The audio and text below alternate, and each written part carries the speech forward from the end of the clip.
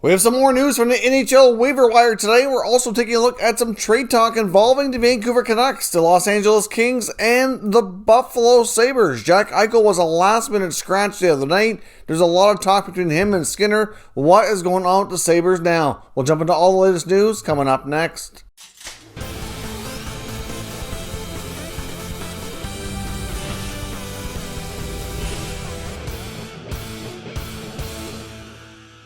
Well, welcome back to another video here at Top Shelf Hockey. Now, as I mentioned, we have a variety of things I want to talk about and teams to look at here today. Let's start off with news from the NHL waiver wire. Yesterday, the Ottawa Senators placed forward Philip Schlappick on unconditional waivers. That was a mutually agreed upon contract termination. Essentially, Schlappick, who was a former 2015 draft pick, has been in their system a long time, has not really gotten an opportunity, so they basically agreed to terminate the contract so he could go back and play in Europe. At this point, he's basically been stuck in Belleville, given very limited opportunity between last year and this year. So as much as it sucks for the Senators to lose an asset for nothing like that, it's understandable on his part why he might prefer to do that. I can see him maybe getting another shot at the NHL, maybe in a year or two's time or so, but he probably would never become more than a fourth-line player, at least based on what we've seen so far in his young professional hockey career. So we'll see what happens next with him and wish him the best as he moves on from the NHL. Now, we have some new players on waivers today. We have Stefan Nason of the San Jose Sharks placed on waivers, and we also have Nashville Predator defenseman Jared Tenorti. Now, Tenorti's been up and down. Nason's a guy who can kind of go up and down your lineup, up and down between your taxi squad, NHL squad as well. Difficult to say if either would really get claimed. Neither one of them are on big contracts or anything with any kind of term or anything like that. So from that perspective, they'd be attractive if a team felt they would add extra added depth. But at the same time, they're fringe players. So hard to say what happens. Pretty good chance both of them clear, end up back on their teams, taxi squads, and we move on from there. Now, as I mentioned, we have a variety of things I want to take a look at in the rumor mill. Now, let's start off with the Vancouver Canucks. I've heard some new updated rumors on the Canucks, a combination of NHL insider trading and talk on Sportsnet. They're both kind of alluding to the fact that Jim Benning is incredibly busy working the phones, trying to strike a deal. What exactly he's going to do is difficult to say. Pierre LeBrun of TSN and The Athletic is reporting that from what he can gather from his sources from around the league, it sounds like Jim Benning has had conversations and reached out to just about every NHL team trying to see if there's a fit for a different kind of a trade. Now, we know that Jake Virtanen and Adam Gaudette's names have been the main players that have been circulating as trade bait that they would like to move on from. I think there's probably are a few other players as well that they would certainly be open to moving, but would prove to be a little bit more difficult. I think we can safely put Louis Eriksson in there, no problem. To a degree, Brendan Sutter as well. And they've got some bad contracts in Canuck land. There's no doubt about it. They've overspent, especially on their bottom six. They have young guys like Pettersson and Hughes still on entry-level deals, playing at really high levels, and they have a major cap issue, which really shouldn't be, but that's what they've created, and it's becoming an issue, and which also caused them to lose a lot of free agents last year that they would have preferred to retain, and if they could have, they might not be in the mess they're in here right now. Now, when it comes to the Canucks and what they're looking to do, besides maybe finding those young players, like I mentioned, like Virtanen and Gaudette, maybe a fresh opportunity and free up a little bit of space, it looks as though they're reporting that the Canucks would like to acquire a top 9 forward. Now, to be honest, I found that rather surprising because obviously Gaudette and Virtanen are, when they play, they usually get opportunities in those roles. So obviously maybe they want to swap players that get a different kind of player in for them to see if they can have a little bit more production, a little bit more effectiveness.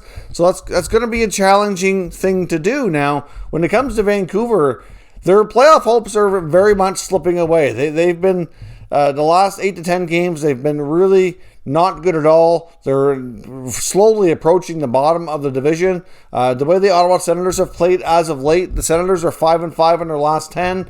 They've won 3 straight. The last 5 or 6 games have been much better. At this point, it won't be long before they pass the Canucks in the standings. If the Senators can put together a couple more wins, and if the Canucks lose a couple more, and then just like that, they're going to find themselves in the basement. So why Jim Benning would be looking to add at this point, I'm not sure. But obviously, there's a lot of talk. They want to try to do something here to kind of try to save their season. But they need to be able to go on quite a run in order to have any hopes of making that happen. So I don't know what we're going to see in Vancouver, but obviously we know who the players that are in play. Like I said, there's a couple of veterans like Sutter and Eriksson they'd love to move on from. It's going to prove difficult. And we'll see, but Benning's working the phones hard, trying to see if he can shake this roster up. There's been some talk as well. Travis Green could find himself on a hot seat, but I would think that Jim Benning could find himself on a hot seat as well. After all the progress they made last year, the way the offseason was handled, and then the start to this year, I have to think ownership is really taking a long look here at the track record and maybe considering a change, but we will see. They already got their vote of confidence not long ago, so like I said before, now that that's been given, if the losing continues for another few weeks, a month or something like that, at that point, they have to be losing confidence, and you know what's going to come next, and that's going to be somebody losing their job.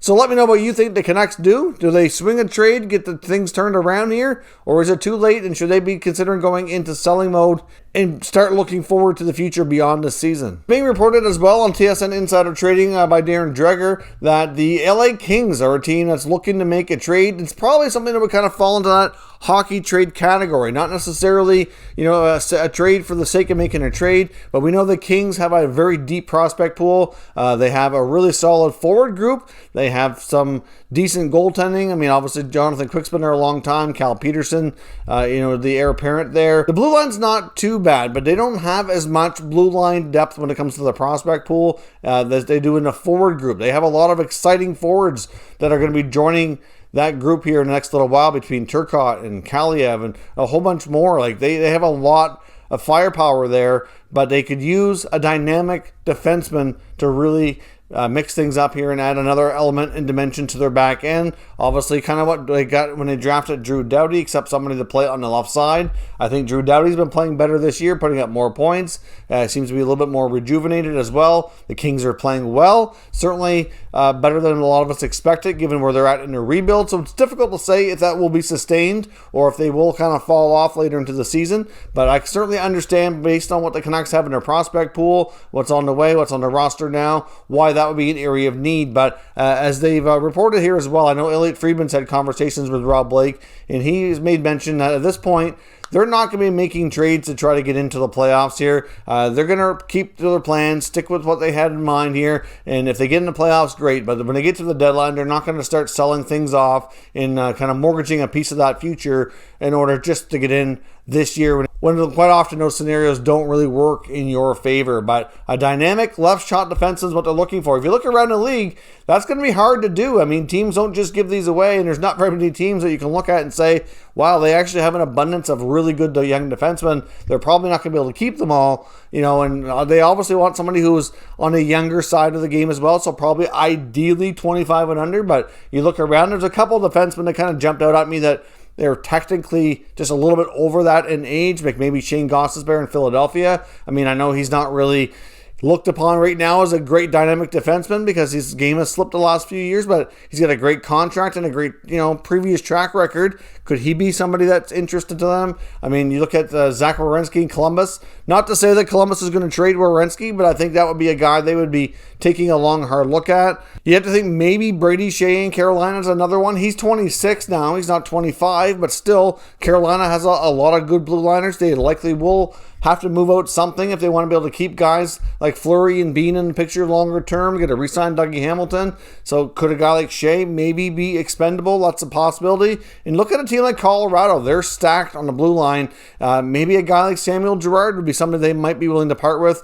for the right piece coming back. Now, I don't know exactly what the Kings would be willing to offer up, but they do have a lot of interesting forwards. And, they kind of made a comparison to the trade we saw a number of years ago with Ryan Johansson for Seth Jones, like that kind of trade. They're going to be trading from an area of strength for an area of weakness, and the other team would be doing the same. So not a lot of leverage either way. A potential, one-for-one good old hockey trade might be something that they're looking to do. So let me know who you think the Kings should target, and if you think that's the main area they should be focusing on to build up here, since they have such a deep prospect pool for most other areas on the roster. Now, as I mentioned as well, the Buffalo Sabres are drawing more attention again. The last game for the Sabres, Jack Eichel was a last-minute healthy scratch. Apparently something happened in warm-up, which just seemed a little suspect to a lot of people, and many people were wondering maybe if something else was going on behind the scenes. Could there be a trade coming? I don't have any information to suggest that a Eichel trade is close or a Skinner trade is close, but I know that things are kind of getting to the point where it's just a complete and utter mess in Buffalo. I don't know what they're thinking in their decisions, and I have to question it. Especially the handling of Jeff Skinner. I mean, Skinner had a 40-goal season playing mostly on the top line with Jack Eichel, had a lot of power play time.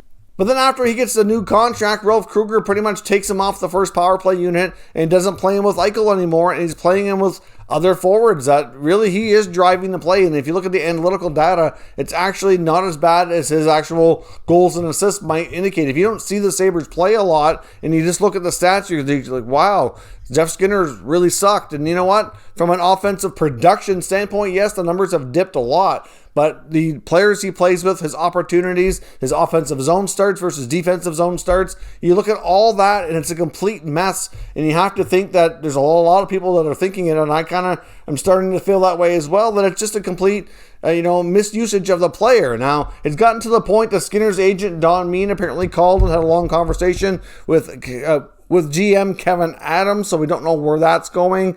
There is some talk that maybe they're trying to put pressure on Skinner to waive his no-move clause to be traded, but when you're playing the player like that and you're really hurting his value, how do you expect to get another team to bite on a $9 million contract? That's pretty much impossible unless you're taking another toxic contract on, and it could turn out to be just as bad or worse. So why would you want to do that? Doesn't really make a lot of sense. I'm not convinced at this point that Skinner's getting traded. I think that there's a possibility that they can put him back in the lineup and use him properly, that kind of, things might be able to be forgiven here and move forward. But you have to think that the frustration is building slowly here for Eichel. And like I said, there was a lot of trade talk picking up again after that last minute healthy scratch. Some people just wondered if either the Sabres were working on something or if Eichel just said, you know what, I've had enough.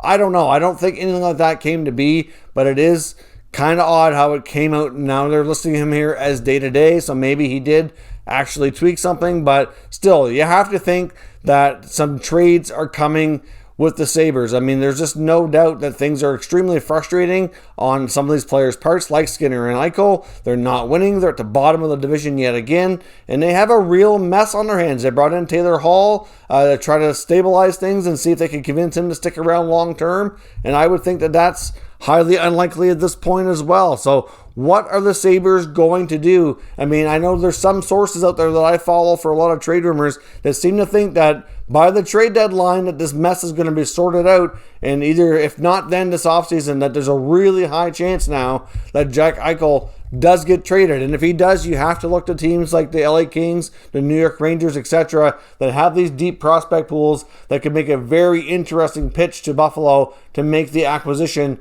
for him. But at the same time, a lot of people are saying Eichel's got to be better and play better and put up more goals and assists on the board too, if he even wants to be traded, so that other teams have more interest. But you know what? I'm not really sure that would be an issue. If people know how talented Jack Eichel is, they've had a big sample size now to watch him play in the NHL, and I have no doubt if the for sale sign goes up that there would be tons of interest, and teams would love to get their hands on a player like Eichel to lead their team in the center ice position. No doubt about it. So let me know what your thoughts are. What are the Sabres going to do? Can they fix this mess? Is Eichel or Skinner going to be traded? If so, give me your mock trades. Let me know what you think in the comments, and we'll discuss further. If you're new to the channel, consider subscribing and turning on your notifications so you don't miss any future content, and give this video a thumbs up if you enjoyed it. I'd appreciate it if you did. As always, thank you for watching, and I'll catch you next time.